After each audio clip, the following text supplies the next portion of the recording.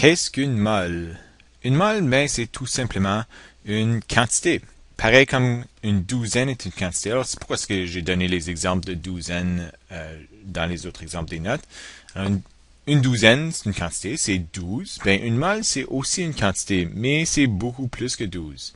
C'est 6,02 fois 10 à la 23 unités. Alors, n'importe quoi qu'on est en train de calculer ici. Généralement, ça va être des atomes ou des molécules, mais ça pourrait être d'autres choses.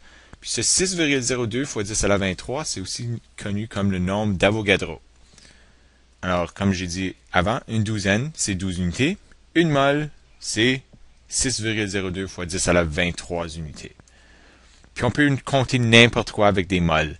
Puis généralement, tu ne vas pas compter, par exemple, des élèves ou des crayons avec des moles parce qu'il n'y a pas tant de crayons ni d'élèves que ça dans le monde. Mais quand on arrive puis on travaille avec des petites affaires comme des atomes, des molécules, c'est très utile la mole parce que c'est tellement petit que oui, c'est possible d'avoir une mole d'atomes. Alors on peut compter une mole d'œuf, une mole de crayon et même une mole de molécules. Puis on va voir pourquoi c'est important d'être capable de compter des molécules, parce qu'on peut pas vraiment les compter, on peut pas les voir. Alors, il y a une façon de compter le nombre sans avoir besoin de physiquement les voir.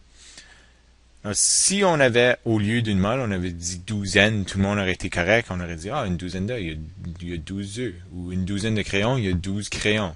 Mais si on dit une mole de crayons, c'est un peu plus difficile à imaginer parce qu'on ne sait pas c'est quoi une mole. Mais tout ce qu'on est en train de dire, c'est que une douzaine, c'est 12 unités. Alors si on a une mole de crayon ici, on a ça de beaucoup de crayons, 6,02 fois 10 à la 23. On va commencer avec l'exemple dans les notes. Tu as dans ta main 0,05 mol de sucre. Alors combien y a-t-il de molécules de sucre? Pareil comme quand on faisait la conversion d'unités, avant, on va faire la même chose. Alors, si on commence avec 0,05 mol de sucre, on va l'écrire en premier et on va multiplier par 1. On veut éliminer les mols. C'est ça qu'on met au dénominateur. Si c'est numérateur, c'est dénominateur pour l'éliminer. Puis on veut finir avec des molécules. Alors, c'est ça qu'on met au numérateur ici.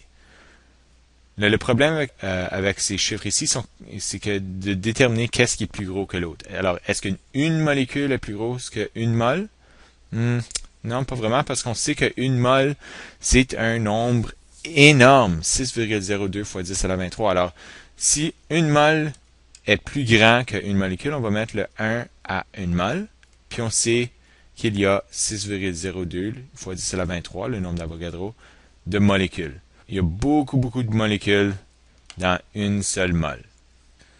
Et là, on a tout simplement besoin d'annuler les moles et faire la multiplication 0,05 fois le nombre d'Avogadro qui nous donne 3,01 fois 10 à la 22 molécules.